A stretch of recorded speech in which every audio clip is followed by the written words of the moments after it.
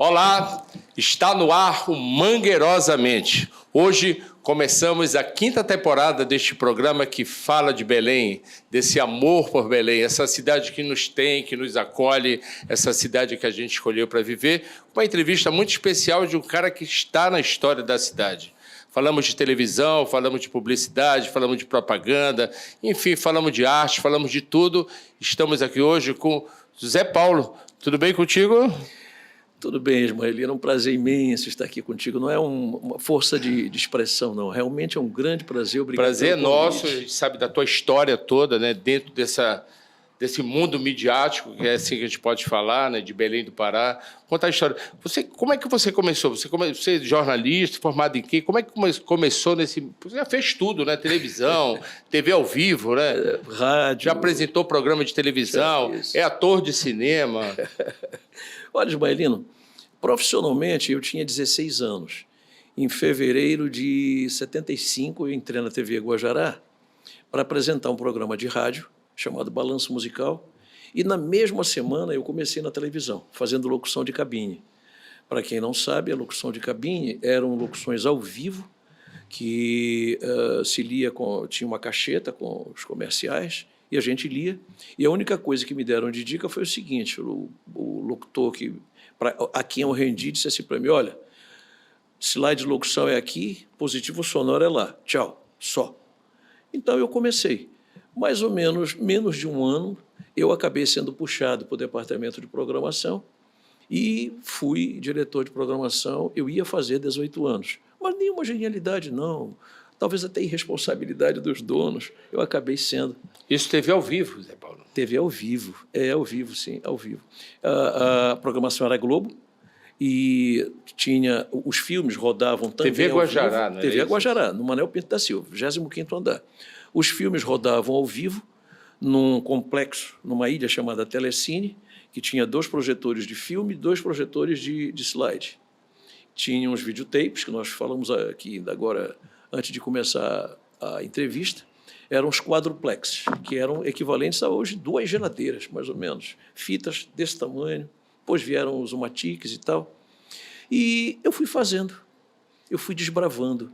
E eu já estava na televisão quando eu fiz vestibular para psicologia, passei na Federal, cursei, só que os atributos de um diretor para fazer uma faculdade federal era um negócio muito sério, porque, imagina, eu era diretor e os pré-requisitos eram segunda, quarta e sexta, de 9 ao meio-dia. Como um diretor doido para fazer carreira, não ser carreirista, mas doido para fazer uma bela carreira, poderia cumprir aquilo lá. E eu acabei faltando um ano para eu me formar e eu acabei não terminando o curso. Sou jornalista por causa do tempo que exerço, porque fui redator, aprendi a ser redator por força das circunstâncias também, de uma maneira muito engraçada, daqui a pouco eu conto para ti. E fui dirigindo filmes publicitários, fui dirigindo programas, criando roteiros, fui aprendendo fazendo, porque não tinha, a nossa geração, Ismaelino, não tinha quem nos ensinasse. Ou a gente procurava fazer na lei do acerto e do erro também, do acerto e do erro, ou então não fazia. E nessa época você cruzou, então, com muita gente ali pela TV Guajará, no programa ao vivo, que Alecrim, não? Veja bem, o Alecrim era da Marajoara. E veja bem, as minhas experiências garoto, eu tinha 6 anos, a primeira vez que eu entrei num estúdio de televisão para cantar, imagina. Uma aposta. Programa de calouro. Não era calouro, não. Era um programa infantil, onde as crianças cantavam, recitavam e tal. E quando foi o seguinte, rapidamente procurar contar para você. O meu pai finalmente comprou um televisor para casa. Chegou com aquele televisor e tal, ligou, esperamos que ele tinha Vou lembrar que era televisão preto e branco, né? Preto e branco, exatamente. E tal. Esquentou, depois só chuvisco. Ele disse: o homem me enganou, isso não presta, eu vou levar. Chegou lá, o homem disse: me diga uma coisa, o senhor botou antena? Como antena? Sim, meu amigo, se para funcionar tem que ter antena. Ah, desculpe e tal, levou. Começamos a assistir televisão. Num domingo, existia um programa chamado Domingueiras, apresentado pelo depois grande médico, cirurgião oftálmico, o Emílio Sebastião. Ele apresentava o Domingueiras e logo depois dele, oftalmológico ou oftálmico? Errei? Não. Não sei, por aí. Pode ser os dois, entenderam. Médico de olhos. E pronto. E era um craque. E depois desse programa chamado Domingueiras, tinha a Estelinha Assis, que era uma boneca, olhinho azul, linda. Ela apresentava um programa chamado Casa de Bonecos. Nesse programa, entrou um garoto cantando. Tudo programação local, programas feitos aqui, TV tudo ao vivo. Marajoara, Canal 2. Sim. Aí, a gente assistindo, o papai virou e disse assim para minha mãe, o nome dela era Cecília, ele chamava de Cília. Cília, que garota inteligente. E eu caí na besteira e dizer, mas eu faço isso. Ele olhou e disse, faz? Eu senti que eu tinha entrado em alguma encrenca. Na terça-feira ele chegou e disse, lembra daquela nossa conversa? Eu digo, o quê? Do garoto que estava cantando e tal? Você vai fazer aquilo, você vai cantar na televisão. Olha. Amanhã eu vou lhe levar para ensaiar com o maestro Guiães de Barros. Olha só. E eu fui. Grande Guiães de Barros. Grande Guiães de Barros. Cheguei lá, entrei, mas eu nunca esqueço. Não entrei, entramos por trás, o papai entrou com o carro e tal, ali na Zé Malcher. Não entrei no estúdio um dos estúdios da TV Marajoara, eram 3 estúdios nessa época. Aquilo eu achei lindo, só não tinha cenário branco, interessante. Depois eu fui saber por quê, anos depois, já profissional de televisão. Tinha cenário cinza, cinza um pouco mais escuro, preto, vários tons de cinza. Aquilo me encantou, eu disse, eu não quero outra vida, eu quero Aquela isso. câmera enorme, não é? Com Enorme, rodinha, valvulada, né? Valvulada e aberta, porque o estúdio não tinha refrigeração. Ah. Não. Aí fui ensaiar com o Guiães. Ele tinha um bigode assim, o Guiães era uma figura muito interessante. Ele parecia talvez um leão marinho, aquele bigodão assim, tal, sentado no piano gordo, e disse assim, você vai cantar o quê? Eu disse, eu vou cantar Chega de Saudade. Ele disse, o quê? Não, criança não canta bossa nova. Eu disse, canta o quê? Eu nunca tinha ouvido falar em bossa nova. Aliás, quem não sabe, bossa nova não fez o sucesso que hoje se acha que fez, não. Só uma elite, uma pequena parcela da população sabia o que era bossa nova. Aí, não pode, o criança tem que cantar, Jovem Guarda, Eu digo, bem, então, professor apaixonado, isso pode, bora sair. Aí, vamos lá, a minha profissão, vou ter que... Cantei. Iê. Jovem Guarda e tal. Achei que eu me saí pessimamente, mas ele gostou. Terminou o programa, ele chamou o papai e disse assim, esse garoto sabe ler? O papai disse, sabe. Mentira, eu não sabia ainda ler. Você permite que ele faça parte do coro infantil Marajoara? O papai disse, claro, com certeza. O que não acabou não dando certo. Mas o que é que eu fazia? Na hora do ensaio, eu pegava o papel e eu via o do lado cantando, né? E eu procurava ver como é que era, imitava com a boca e tal, e assim foi. Foi a minha experiência com televisão garoto. Já com 11 anos, eu fui fazer radionovela. A última leva de radionovela da Rádio Clube, sob direção do Mário Moedo. E aí, com 16 anos, já lhe contei, entrei que na TV história, porque Guajará. Guiães de Barros, você sabe que ele tem uma carreira também, ele acompanhava, né, no piano. Os filmes mudam no Cine Olímpia. O Guiães de Barros tem uma importância muito grande. Aliás, é um personagem que a gente precisa resgatar a história dele. Né? Veja bem o seguinte, ele tinha fala muito de Valdemar Henrique e tal, mas a gente... ele tinha conjunto musical. Ele fazia à noite, ele se apresentava muito no Automóvel Clube. Uhum. Eu sei disso exatamente porque um dia ele pediu uma carona para o papai. E o papai encheu o carro de instrumentos, era um Aeroílis. E o rabecão, o contrabaixo acústico, veio aqui assim, o garotinho, né? Aquele negócio achei bonito e tal, dentro do carro, para levar para o Automóvel Clube, que era no Palácio do Rádio.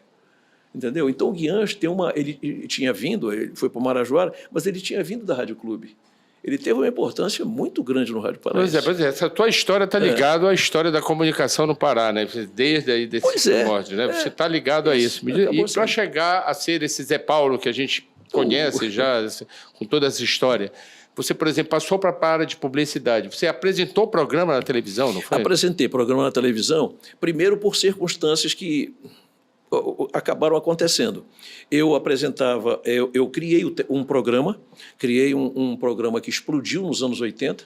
Veja bem, chamava? TV Cidade. TV Cidade. O TV Cidade foi um programa criado para ser popularesco e para ser original. Ele não era um pastiche, ele não era uma cópia do Flávio Cavalcante, do Chacrinha, do Silvio Santos. Ainda falamos de TV ao vivo, né? TV ao vivo, 3 horas por dia. E eu criei esse programa juntamente com o Linomar Bahia, que foi quem deu o nome. Eu criei todas as sequências. Nós já tínhamos a Gilda Medeiros para apresentar o Mundo VIP, o High Society. Tínhamos o Edson Matoso para apresentar esporte. Tínhamos a Maurício Silveira para apresentar polícia pela primeira vez na televisão, com um detalhe, a recomendação que eu fiz para ele: nunca desrespeite um preso. Entreviste. Não tire proveito pelo fato dele estar preso. E assim foi. Bom, muito bem. Tínhamos todo mundo do programa, só não tínhamos o âncora. Testamos o Ivo Silva, que era um radialista brilhante. Fizemos, deu certo o teste que fizemos com ele. Disse, olha, só basta ter que trocar o óculos porque ele é fotocromático. O Ivo Silva se meteu num problema particular e teve que se mandar de Belém. E ficamos eu e o Bahia, até que um dia disse, gente, não saímos daqui sem saber quem vai ser o âncora desse programa. Kizan Lourenço, pronto, convidamos o Kizan, ele topou, e o TV Cidade explodiu. Entendeu? Cara, quantos anos no ar? Vê bem, depende. Quando eu saí de lá, que fui para outra estação, o TV Cidade teve uma outra fase, que aí realmente acabou com o programa, porque ele passou a ser um pastiche, com menininhas dançando, cidadete, não sei o quê, e não era isso, não era nada disso. Ele era uma grande redação estilizada que, por acaso, às sextas-feiras tinha música. E aí, quem foi lançado lá? Vamos lá. Beto Barbosa começou no TV Cidade. Tudo isso você recebeu num programa? Lá, ao vivo. Ted Maxi, Mauro Cota. Francis Dalva já tinha nome, já se apresentava comigo lá no Anel Pinto, mas ela também, Miriam Cunha, e outros. Quer dizer, nós fizemos a carreira de muita gente, porque tinha um detalhe. Muitos já tinham até disco gravado, mas Belém não tinha janela para mostrar a cara dos nossos artistas. E o TV Cidade permitiu que os nossos artistas passassem a ser conhecidos. Já poderia se dizer, já se chamava de brega isso? Veja bem. Na época já tinha isso? Sim. Veja bem, existia um cantor, o Pinduca sempre me culpa, quer dizer, no bom sentido, eu e o Kizan, ele diz que nós somos os responsáveis por haver a música brega. Não é bem assim, essa é a gentileza do Pinduca. Mas existia o Bezerra alguma coisa que eu vou já lembrar. Ele já gravava umas músicas que eram consideradas brega. Ele vivia ali pela... Mas o termo brega já existia? Já existia, já se falava. Mas existia de uma forma pejorativa, porque, na verdade, claro, de um passado recente, a denominação brega a gente resgatou, né? Reconceituou, né? Reposicionou, na verdade. Porque, veja bem, na verdade, o chamado brega, se você for analisar, ele bebe na fonte da Jovem Guarda, ele bebe na fonte daquela música, tem uma palavra que eu sempre uso, digo que é música de cabaré, não é bem isso que eu digo, mas enfim. Bebe também nessa fonte, bebe em várias fontes e se transformou numa música muito popular entre nós. E veja bem o seguinte, essa música não era exatamente só em Belém, só que aqui ela ganhou uma feição, vamos dizer assim, própria. Um toque local, né? Um toque local, porque muitos do Nordeste, como, por exemplo, o Magno e outros, vinham para Belém e, por exemplo, tem músicas que a gente acha que é da raiz do brega. Daí essa disputa, né, de quem é o dono do brega, Belém é a capital do brega, Recife é a capital do brega, tem uma disputa aí quando, na verdade, existe vários tipos de brega, na verdade. E quer dizer um negócio, por exemplo, tem uma música... como tem o samba paulista e o samba carioca. É isso aí. E você acha que quer ver um negócio, por exemplo, tem músicas que todo mundo jura que é paraense, que é raiz do brega, é do brega de raiz do paraense. Na fonte dos seus olhos, quero me banhar. Essa música é do Zezé de Camargo. Ele andava por aqui fazendo música para os nossos bregueiros. Entendeu? E essa música é dele. Muita gente acha que é de algum cantor paraense. Ao Pôr do Sol, por exemplo, o grande clássico do brega, nasceu como bossa nova. Eu acredito que tu saibas disso. Quando o Firmo Cardoso fez essa música, o Ted Maxi, que eu já conhecia, era meu amigo querido, meu irmão, ele chegou comigo e disse, não sabes da última, vou lançar o meu primeiro disco e vai ter uma bossa nova. Eu disse, que bacana, mas no outro ritmo. É mesmo? Quem vai fazer o arranjo? Pinduca. Eu digo, rapaz, então vai ser um negócio interessante. Aquela abertura, que na verdade aquilo lá é sintético, mas o arranjo é do Pinduca, aquela abertura é fantástica, cara. Todo mundo que regravou Ao Pôr do Sol, na minha opinião, sei lá, que negócio, opinião, cada um tem a sua. Aquilo é um hino, né, que nos identifica, é incrível, né? Se não tiver aquela abertura, não é Ao Pôr do Sol. Não é verdade? Quando toca aquela... Interessante é o seguinte, que aí começamos no programa, e eu era, entre outras coisas, imagina eu, ideologicamente baixo para cá, eu era Relações Públicas da Associação Rural, porque tinha vários amigos lá e tal. E aí eu resolvi começar a levar o pessoal para se apresentar no Marajó, entendeu? Nas tipo feiras, caravana de artistas. Nas feiras, exatamente. Sim. Todo dia ia um e tal. E aí eu levei o Tarrica, que estava no auge, no Friday Night da Assembleia Paraense e tal, para fazer ser o DJ de um leilão e de uma festa que nós iríamos fazer lá em Soure. Aí começou a festa, o Tarrica começou a botar umas músicas country americanas e tal, e todo mundo tinha sentado, dançarina, tinha uma olhada para o outro. Não, é festa mesmo, festa. Aí um olhava para a cara do outro, o pessoal, os fazendeiros e tal, os pecuaristas e tal. Aí eu senti o clima, né? Eu fui lá e disse assim, Tarrica, começa a tocar brega. Não, não faz isso. Olha só, imagina só que tá, na verdade, o High Society parece. Toca brega, Tarrica. Ele começou a tocar. Não ficou um sentado. Aí depois veio para a Assembleia Paraense. Aí começou a tocar lá o Pôr do Sol, começou a tocar as músicas do Mauro Cota. Essa ressignificação que a gente pode falar assim do brega, é incrível isso. Por exemplo, hoje em dia você vai numa festa, num lugares de todos os tipos, né? De todas as camadas, todos os níveis, é assim que a gente pode falar, esse tipo de diferenciação social que a gente coloca, né? Mas talvez nem exista isso, na verdade, existe só na cabeça das pessoas, porque, na verdade, o que interessa ali é a festa, o sentido festivo, né? Mas é incrível, hoje em dia você chega em determinado lugar, quando começa a parte do brega, é um sucesso. Com certeza. Está todo mundo dançando marcante, está todo mundo fazendo os passinhos, está tudo... É fantástico isso, Sabe né? o que é engraçado? A entrada, por exemplo, eu lembro disso, a entrada da aparelhagem no salão da Assembleia Paraense, acho que foi o Tupinambá, com o Dinho. Quando a gente, olha, é fantástico, meu querido. pulamos esse muro, tá vendo? Olha só, já tem Tupinambá, o Treme-Terra, lá dentro da Assembleia Paraense. Sabe o que é interessante, Irmãelino? Para começar, o seguinte, nós brasileiros, nós paraenses, vamos falar a verdade, nós somos brega. Nós somos brega. A turma disfarça. É interessante que quem diz que odeia brega adora New York com Frank Sinatra, que é um tremendo brega americano, ou não é? Sabe, as músicas do Tony Bennett, por exemplo, são bregas. Mas eu gosto dessa coisa do paraense de transformar as coisas. Por exemplo, de pegar um aqui grande... nós demos uma feição, né? Um grande sucesso hoje em dia da Gabi Amarantos, Foguinho, é uma música do Bruno Marques, que ela refez todinha. Ela refez, um grande sucesso dela, né? Já ganhou o prêmio. Hoje Isso é fantástico, né? Verdade. Essa transformação. Mas voltando à tua carreira. Sim. E aí você foi esse apresentador do TV Cidade? Sim, aí veja bem o seguinte, depois houve um problema, o Kizan acabou saindo da TV Guajará junto com outros companheiros, e a dona Conceição me chamou, eu tinha sentado para almoçar, o telefone tocou, não existia ainda celular, e era a secretária dela, para você voltar agora, tinha terminado a TV Cidade, para você voltar agora, a dona Conceição quer falar com você. Perfeito. Voltei e tal, depois do almoço, cheguei lá, ela disse para mim, você se lembra daquela história do Jânio Quadros? Eu disse, não tenho idade para isso, não. Se ele foi presidente, eu era... Ela disse o seguinte, ele tinha vassoura, não é? Pois é, eu também fiz parecido. Eu acho que a gente precisou fazer umas modificações aqui, porque o pessoal já estava querendo... Eu acho que, na verdade, não sei, o problema foi que o Kizan foi eleito com a maior votação para deputado estadual. Isso deve também ter dado uma certa ciumeira, aquela coisa... Enfim... Aí ela me fez a seguinte pergunta, amanhã tem TV Cidade? Eu olhei para ela, pensei em todos os pais de família que dependiam do programa, disse, tem. Aí assumiste o programa, apresentação. Assumi o programa. Sucesso na cidade, eu lembro de Sucesso na Cidade, você era astro, estrela, né? E sabe o que é interessante? Quando saia na rua, devia ser perseguido pela tietagem. Aconteceu coisas engraçadíssimas, muito interessantes, e eu descobri que casei com a mulher certa. Uma vez eu fui convidado para ir ao Miss Pará, e, para evitar problemas, entrei com o carro, pedi para entrar lá atrás do ginásio de educação física, entrei e tal, deixei. Quando eu entrei no salão, o pessoal, Zé Paulo, tal. Aí veio umas meninas, me dá um beijo. Eu disse, claro, Alice, mas eu quero na boca. E me beijou na boca, minha mulher aqui, né? Aí terminou, eu disse, que droga, né? Ela disse, pois é, né? Descobri que eu tinha casado com a mulher certa. Ela morreu de rir.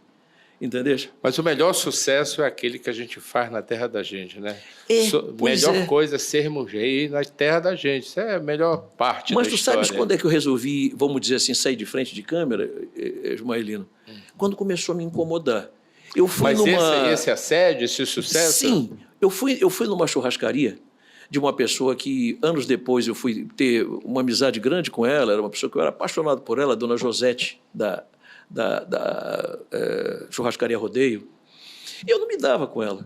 Aí fomos eu não sou chegado à churrascaria, nunca fui, e o meu sogro também não era chegado. Então a minha mulher não viveu a vida dela em churrascaria.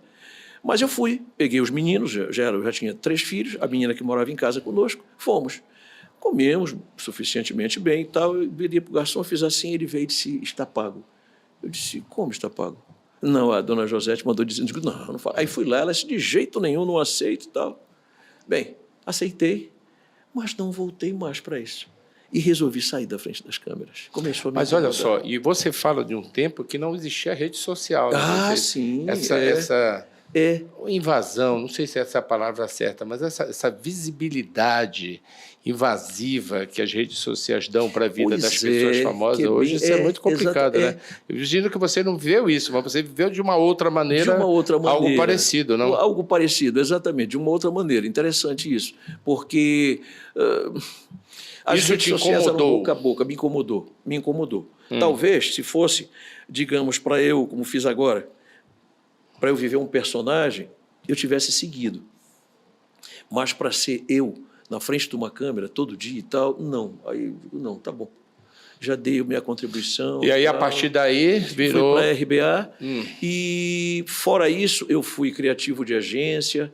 Eu aprendi a ser redator na TV Guajará, fui redator de agência também. Aí, Ismaelino, eu procurei aprender, quando eu entrei na televisão, todos os setores. Telecine, que hoje em dia as televisões não têm mais, videotape, áudio, edição. Eu fui um péssimo operador de áudio, mas eu fui um excelente editor. Quando eu me vi sabendo tudo isso, teve uma outra coisa que me acompanhou desde os 12 anos. Sempre me fascinou a arte de representar, a arte de atuação, a composição do ator. E eu comecei a pesquisar isso. A sorte que eu fui a livros ideais, entendeste? Quando eu me vi, vamos dizer assim, dono de algum conhecimento, que a gente nunca sabe nada, eu sempre digo que estou aprendendo, aí eu comecei a me arvorar e disse, agora eu vou dirigir. Comecei a dirigir. O que foi que você dirigiu? Porque também, além de dirigir, você foi para cima do palco, né? Programa. As primeiras coisas que eu dirigi foi... Mas eu falo de teatro, por exemplo. Você chegou ao teatro. Não. Pois é. Veja bem, tive várias experiências, por exemplo, com a Nilza na frente das câmeras. A gente viveu algumas cenas de textos que ela tinha guardado da antiga TV Marajoara. Nós fizemos, por exemplo, gravamos... quase 600 histórias infantis por telecriança, com um elenco que tinha vindo da Rádio Marajoara e da Rádio Clube, entendeu? Mas uma experiência... Eu apresentei muita coisa em palco de teatro. Todos os teatros de Belém, talvez não... alguns mais novos, mas Teatro da Paz, Esquiva Zapa, Valdemar Henrique, enfim... Apresentei coisas, participei de coisas e produzi muito show, mas eu nunca dirigi uma peça de teatro. De repente, é uma coisa que eu gostaria de fazer, mas nunca fiz. Ainda tem tempo ainda. Agora, já que você fala dessa coisa de ator, mas recentemente você participou de um filme, né? Você é ator de um filme. Conta pra gente, que filme é esse? Eu sei que é um longa-metragem, Um longa-metragem, né? Encerrou agora, recentemente, né? Conta pra gente que filme é esse e o que você faz nesse filme. Que esse é teu primeiro trabalho como ator num longa-metragem? Num longa-metragem, sim. Isso foi... eu fui convidado pelo Cláudio Barros, é um amigo de muitos e muitos anos, que, aliás, quem botou pela primeira vez o Cláudio Barros na frente de uma câmera fui eu. Como foi eu que botei pela primeira vez o Paulão, o Zecão. A Natal não fui eu, mas eu cortei o primeiro comercial dela em televisão. Enfim, e o Claudinho, até hoje eu chamo de Claudinho, me convidou. Ele me telefonou um dia e disse assim para mim, Zé, eu vou te mandar um texto. Isso agora é recente. Agora é recente, ano passado. Eu vou te mandar um texto, grava com o teu telefone e me manda. Fiquei assim, disse, não grava. Gravei. Mas eu mandei no mesmo dia, assim, 1 hora depois, mais ou menos. Ele disse, já? Eu digo, já. Aí ele me telefonou e disse, Zé, tu serás um personagem do filme do Marco André. Ele disse que não vai nem avaliar outro ator. Marco André, para quem não sabe, é o nosso cantor, arranjador. Filho de Alfredo Oliveira. Filho de Alfredo Oliveira, irmão de Sérgio Oliveira, dono de um talento fantástico que está no sangue dele, né? E o Marco André, junto com o filho dele, o Yuri Vidal, filho da nossa querida Úrsula Vidal, eles escreveram esse roteiro. Marés de Sangue. O que é o Marés de Sangue? Marés de Sangue é um policial, eu acho que pela primeira vez... É um thriller policial. É um thriller policial. Na Amazônia. Com um detalhe, no ar, ele é preto e branco. E ele se passa fundamentalmente dentro de um navio. Aliás, na verdade, dentro de um barco. Um barco chamado Venino Pantoja. Barco amazônico. Amazônico, nosso amazônico, que é considerado o maior barco gaiola da América Latina. Esse foi o cenário de vocês? Foi o cenário, foi o cenário. É um barco belíssimo, entendeu? E tudo se passa dentro de... Eu não posso contar muita coisa, mas é o seguinte, entra uma policial dentro do barco, ela vai viajar, e daqui a pouco acontece um crime. O resto eu não posso contar. Uhum. Entendeu? Coisa meio Agatha Christie, não? Exatamente. Se bem que ela tem livros, história descrita em navio, né? Pronto, o Morte sobre o Nilo, enfim. Exato. E veja bem, interessante é que... Isso num cenário amazônico.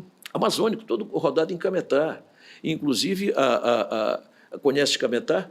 Ali a Praia da Aldeia, que é uma praia muito linda, aquele, que eu me esqueci agora o nome, aquele trapiche que estava fechado, foi recondicionado para o filme, um trapiche de um estilo arquitetônico lindo, foi feito lá. Lá na Praia da Aldeia, né? E o elenco desse filme, viu, Ismaelino? Um elenco maravilhoso. Ana Flávia Cavalcante, atriz que já apareceu em várias novelas. O Felipe Lavra, que também terminou de fazer na Globo A Garota do Momento. O Igor Pedroso, que tem aquele tipo... E o teu personagem indígena. é o? O meu personagem, o personagem que eu fiz, é o dono do barco. Eu faço o dono do barco, o Zé Horácio, entendeu? O Zé Horácio é o dono do barco. E ele é uma pessoa melancólica, porque morreu o pai dele, ele já tem 60 anos, mas morreu o pai dele, que era uma pessoa que ele era muito ligado. Ele não fala praticamente durante todo o filme no pai. Só tem uma coisa que a gente sente que tem a ligação dele com o pai, é o anel que ele tem. Sabe, ele conversa e fala. Então, você como um personagem, essa é a primeira vez? Personagem. E outra coisa, com sotaque cametaense e tudo. Isso que eu ia lhe perguntar. Preserva o sotaque. Preserva o sotaque, veja bem. Original de Cametá. O meu receio era fazer na medida certa que não ficasse caricato. Entendeu? Então, eu fui construindo o personagem com muito cuidado. E o teste foi uma cena que eu fiz que envolvia muitas pessoas locais, muitos figurantes, e quando eu terminei, eles me aplaudiram. Eu fiquei emocionado com aquilo. Parece que ele é daqui. Eu digo, não nasci aqui, mas tenho sangue da região. Porque a minha mãe nasceu na Ilha da Santana, logo adiante, em Mocajuba. E Mocajuba, quando a minha mãe nasceu, era Cametá. Entendeu? Então, quer dizer, eu convivi desde garoto, com os primos, tios, tem histórias engraçadíssimas daquela região. E veja bem, aquele falar tocantino, aquele falar daquela região, eu digo o seguinte, que equivalente ao potencial que tem para o ouvido de qualquer lugar em qualquer lugar do mundo, só tem equivalência no sotaque do Nordeste.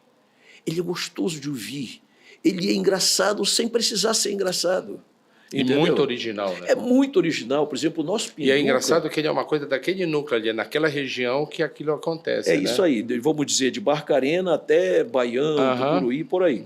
E o nosso Pinduca, por exemplo, é um homem que galgou o que ele conseguiu, tanto na polícia quanto na vida artística, mas ele intimamente procura conservar, ele faz questão de conservar aquele sotaque, aquele falar, entendeu? Que é bonito.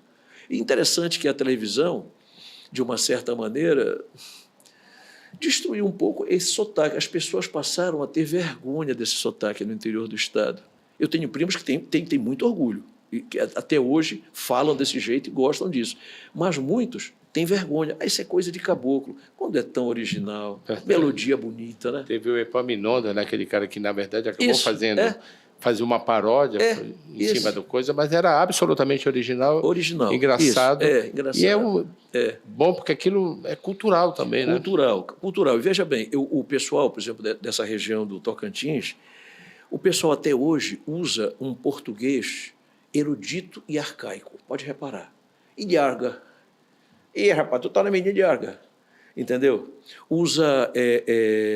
Por exemplo, tem interjeições até que eles usam, que é uma mistura de português arcaico erudito com coisa indígena também. Por exemplo, tem uma interjeição... Só eles têm isso. Quer ver outra? Essa está praticamente extinta. Soco. Está praticamente extinta essa. Ninguém mais quase fala. Zé Paulo, voltando lá no tempo do sucesso total na cidade, né? Você, o astro da Imagina, TV Cidade, alguma coisa assim, de mais engraçado até, né? Mais louco também aconteceu com essa coisa de fãs, não é? Porque, imagina, antigamente também as pessoas iam ver a TV era ao vivo, tinha a plateia e tudo mais, né? Olha, o que te aconteceu assim que... Aconteceram algumas coisas... Teve essa do beijo, que é bem interessante. Essa do beijo, mas eu tenho uma coisa que aconteceu com uma prima minha, que até hoje, vamos dizer assim, ela é de Bocaju, ela mora em Belém hoje em dia, mas ela lá mostrou na televisão e disse, olha, esse daí é meu primo. Aí a outra virou para ela, mas larga de ser mentirosa, pequena. Tu não está vendo que para fazer isso tem que ter dinheiro, rapaz. Uhum. Olha só, quer dizer, para elas, aparecer na televisão, uma coisa tinha que ter dinheiro, pelo contrário, né? Aconteceram coisas, talvez, será que eu me lembro agora de outra coisa que aconteceu? Ah, sim, teve uma coisa que foi muito interessante.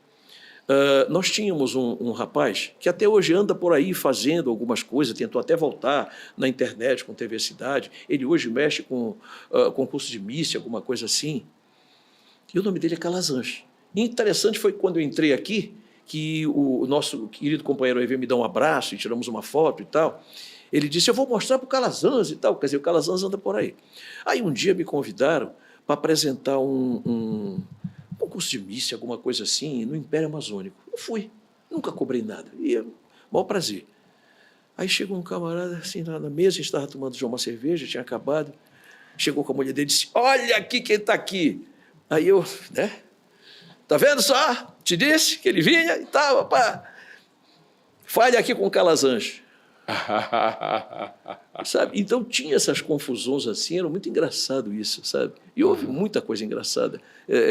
Sim, interessante o seguinte, o que eu queria dizer é o seguinte, o tempo que o Kizan Lourenço levou apresentando o TV Cidade foi o auge do programa. Não foi a época que eu apresentei. Porque o Kizan era um grande artista. O Kizan era um artista completo. E, detalhe, era um grande ator. Não sei se tu sabes disso. Ele não ficou no Rio de Janeiro com o Chico Anísio porque a mulher dele começou a implicar com a estada deles lá, não se deu com o clima, não sei o quê, quis voltar para Belém. Uhum. Mas o Kizan chegou a fazer o Azambuja e Companhia com o Chico Anísio. Kizan era um grande ator. E outra coisa, tinha um outro segredo que nos garantiu TV Cidade no ar. O Kizan era um excelente vendedor. Ele tinha boca doce para vender, entendeu? E isso sustentava a TV Cidade. E nós ganhávamos comissão do que levávamos, do que produzíamos e tal, e era uma retirada muito boa que nós tínhamos, entendeu? Com a saída dele, várias coisas desandaram. Uhum. Agora, olha só, você falou já aí dessa etapa do filme, né, que vai ser lançado, já tem data? Olha, não, eu tenho impressão que... Cinema é complicado, né? A gente sabe complicado, que até chegar à tela, o processo é longo. Cinema brasileiro, então... Eu até jantei com o Marco André, agora, semana retrasada, e conversamos assim, ele está, aquela luta do cinema brasileiro, né, para terminar o filme. Eu acredito que daqui para agosto, de repente, o filme vai estar pronto. Tomara, eu quero estar, né? É um tempo pequeno, vamos ver. Né? O cinema brasileiro está na moda, né? Deixa eu dizer uma coisa, a gente também está aqui para falar desse livro aqui, né, que você vamos falar, já me presenteou, maravilhoso. Conta para a gente desse livro, você conta aqui a história do Pinduca, né? Ismaelina, é uma biografia? Veja bem, eu não sou biógrafo, eu não chamaria de biografia, porque eu não sou historiador e não sou biógrafo. Mas a história desse livro é mais ou menos o seguinte, eu e o Pinduca somos amigos há mais de 40 anos. Tudo que eu faço, eu procuro botar o Pinduca no meio. Para teres ideia, é um negócio tão interessante, aqui muito particularmente, que ninguém nos ouça, só esses milhões de pessoas que assistem, o Pinduca, quando vai fechar alguma coisa, ele me liga, Zé, me dá o valor. Para teres ideia. E se eu convido ele para fazer alguma coisa, o que é que você acha? É assim. A nossa amizade vem de muitos anos. Eu sou muito sincero no que falo para ele também para mim, enfim. Aí um belo dia o Pinduca me telefona, disse, meu amigo, tudo bem, eu gostaria de ele fazer uma visita. Perfeito, com o maior prazer e tal, mandei preparar lá um cafezinho e tal. Daqui a pouco chega o Pinduca, junto com a nossa querida Deusa, que eu chamo a Dona Pinduca, a mulher dele, né, que é a companheira de mais de 60 anos, e o filho mais velho, Douglas. Aí estou lá recebendo eles e tal, conversando. Disse, meu amigo, é o seguinte, eu vim aqui para lhe fazer um convite. Bem, eu sempre fui à casa do Pinduca, então, de repente, é uma festa, é o casamento de alguém, é um aniversário, né? Eu gostaria que você escrevesse um livro sobre a minha vida. Rapaz, não faz ideia a emoção que me foi isso. Eu chorei muito. Foi muito emocionante para mim. Sabes por quê? Porque há muito tempo eu tinha vontade de fazer isso. Me pegou desprevenido. Aí, rapaz, eu entrei de cabeça. Entrei de cabeça e aí são 6 anos de pesquisa. Porque o Pinduca, ele se diz ruim de data, não é nada disso. Isso é charme dele. Na verdade, é um dos segredos que mantém o Pinduca com essa juventude dele. Entendeu? Eu digo sempre que ele é o caçula dos filhos e daqui a pouco vai ser o caçula dos netos. Falar só um detalhe, o Sim. Pinduca foi a nossa primeira entrevistada aqui. Quando começamos o Mangueirosamente, há 5 temporadas atrás, a gente está na 5ª temporada, mas na primeira temporada o Pinduca estava aqui com aquele... E o Pinduca é aquele caso, né? Na verdade, com o tempo a gente vai ressignificando, também não sei se é essa a palavra, a gente vai reaprendendo com o Pinduca, né? Porque o Pinduca, primeiro que ele é contemporâneo, segundo, olha só, o tempo desse trabalho que ele está fazendo é a posição que ele tem hoje, né? Realmente o rei do carimbó. Não só, veja bem o seguinte, é um artista vai além. Se você for parar para pensar, se tu fores parar para pensar, nunca te chamei de você, o Pinduca é o nosso único astro popular, com todas as características de um astro, né? Indumentária, repertório, posicionamento mercadológico. E ele fez isso de uma maneira muito empírica. E deu certo. E sabe que eu morro de rir? É que muita gente que quando, imagina, 30, 40 anos atrás, 50, porque eu tenho 50 anos de profissão, gente que fazia gozação do Pinduca, que não entendia que ele estava fazendo alguma coisa nova. Hoje, é um fã ardoroso do Pinduca. Eu me lembro que uma vez, não vou dizer onde eu estava, e a gente estava conversando a respeito de registro. Eu disse, qual é o registro do Pinduca? O nosso músico importante disse para mim, sei lá, eu acho que é tenor, talvez, como é? Tenor não, é barítono, sei lá. E tá. Assim, com aquela... O desdém. Desdém, pronto, com aquele desdém. Hoje todo mundo põe o Pinduca lá em cima. Claro. Porque, veja bem, o que ele fez? Ele criou uma coisa nova. Ele, no início dos anos 70, recolheu o carimbó, numa região não a que ele nasceu, embora tenha alguns resquícios de carimbó lá, sempre teve, e ele transformou esse nosso ritmo numa coisa nova. Ele criou o que eu chamo aí de carimbó urbano, entendeu? Porque nós temos o carimbó pastoril, Marajó, temos o carimbó praieiro, né, na região chamada Salgado. Do Salgado. E o Pinduca, ele criou o carimbó urbano. Qual é o pecado do Pinduca? Ter colocado guitarra, ter colocado instrumentos que até então... Bateria. Pinduca nunca usou, por exemplo, o carimbó. Né? Sopro. Entendeu? Não, sopro, até que o carimbó tem flauta. Né? Tem flauta. Mas o Pinduca colocou outros tipos de metais. E ele fez uma coisa que atingiu o Brasil todo e várias partes do mundo. Não, na verdade, quem levou o carimbó para o Brasil, e vamos dizer para o mundo, chama-se Pinduca. Mas, né? Claro, com certeza. E veja bem o seguinte, o pecado dele, o grande pecado dele, foi que ele, vamos dizer, tirou o carimbó daquele lugar que ele vivia, porque, veja bem, é interessante o seguinte, eu sempre digo que a inteligência sempre procura ver daquele tipo de visão. Bem, se não significa ameaça para mim, tudo bem, eu posso divulgar e tal, mas ele tem que ficar quietinho lá. Se ele é o mestre praieiro lá que faz o carimbó, beleza. Mas Pinduca, imagina, um cara se apresentando em programa nacional, disputando o Grêmio, isso é um absurdo. Profissionalíssimo, né? De bom trato. Profissionalíssimo, é verdade. É impressionante a visão do Pinduca de mundo, sabe? Respeitoso também, né? Muito, muito, muito. Eu sempre conto aqui, que eu sempre conto, e conto também no dia a dia. Esse livro tem 304 páginas. 304 páginas. Nessas 304 páginas, o Pinduca disse sabe assim, falou um palavrão desse tamaninho, daquela maneira assim, qualquer criancinha fala, quando ele abordou o pior, talvez o pior episódio da vida dele, que foi a morte da filha caçula, imagina. Eu, posso dizer aqui? Ele disse, puta merda, único. Veja bem, mais de 40 anos de amizade, eu nunca tinha ouvido Pinduca falar um palavrão. Eu já presenciei Pinduca em situações de shows, assim, show beneficente, né, de vários artistas, né, que se apresentando, cada um tem a sua vez e tudo mais, muita gente, né, e ele lá esperando a vez dele, aquela tranquilidade, sempre tratando gente, todo mundo muito cordial. Isso é uma característica de um absolutamente artista nato. Profissional. Absolutamente profissional. E essa vitalidade, né? Essa vitalidade é incrível. Daqui a pouco está com 90 anos, é um menino. Vira com aquele chapéu. É interessante o seguinte, deixa eu te contar uma. Agora, mais recentemente, o Neném, filho dele, um dos filhos dele, fez um show em homenagem ao pai. E claro que ele foi. Aí se parlamentou todo e entrou. Só que quando ele foi entrar, ele resolveu contar, que está aí no livro também, como foi que ele começou profissionalmente, tocando maracas num jazz lá de Igarapé-Miri. Então ele levantou e começou e ele conta isso, e ele faz toda a mise-en-scène da coisa, e dançou e foi. E, aliás, incrível esse resgate fotográfico que você faz, que o livro é muito... Não li ainda, né, mas o livro é muito bem ilustrado, né? Fotografias preciosas, resgates preciosos, não só do Pinduca, inclusive, como resgate arranjado por ti também, né? Fotografia. Resgate da história da cidade, né? Que isso é que é importante, na verdade, porque a vida do Pinduca está ligado à história de Belém, né? Está ligado à nossa cultura, está ligado à força que nós temos, à força que essa cidade tem, à força que o paraense tem.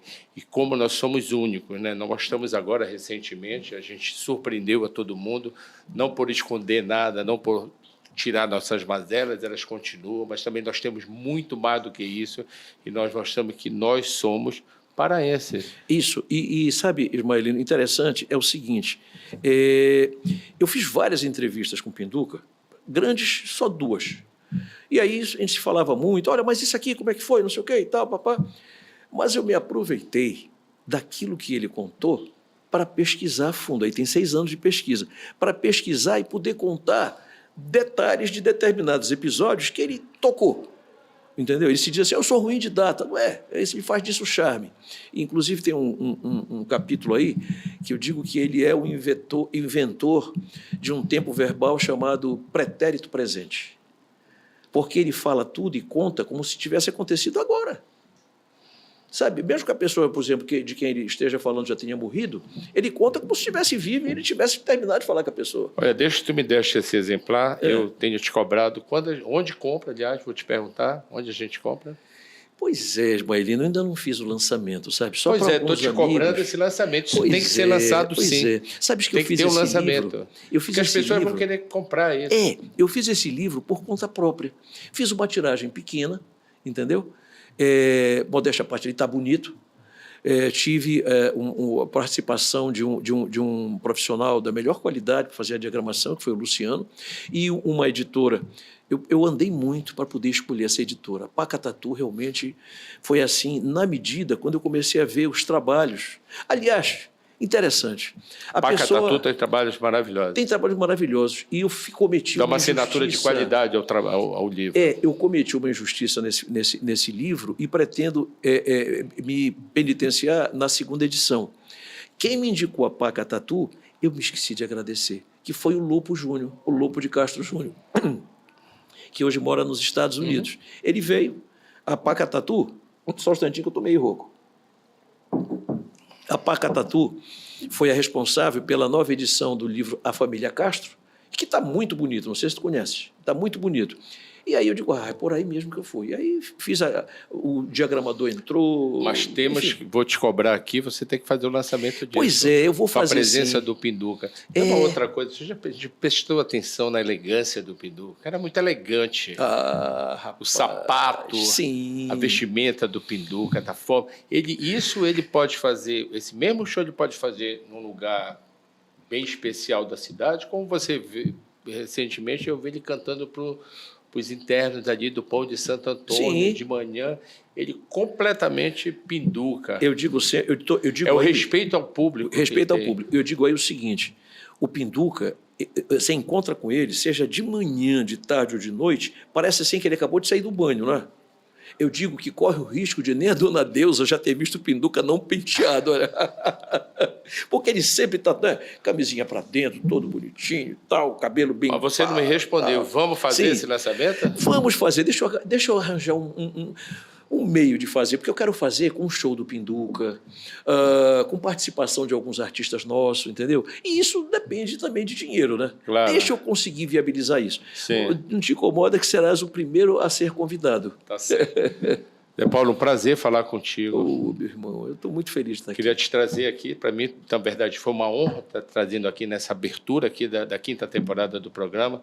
E seja que a gente tem mais história para contar, qualquer dia a gente volta aqui para tomar essa água, para falar sobre cinema, tá, com certeza. Para falar de cinema também, isso, exatamente. Com certeza. E vamos aguardar o filme, né? Tem várias coisas ainda. Tem várias coisas. 2026 tem livro, tem filme. E ver bem o seguinte, desse livro, aliás, esse livro é consequência, eu não sei se ele é consequência ou se a ideia veio... Não, a ideia veio até antes.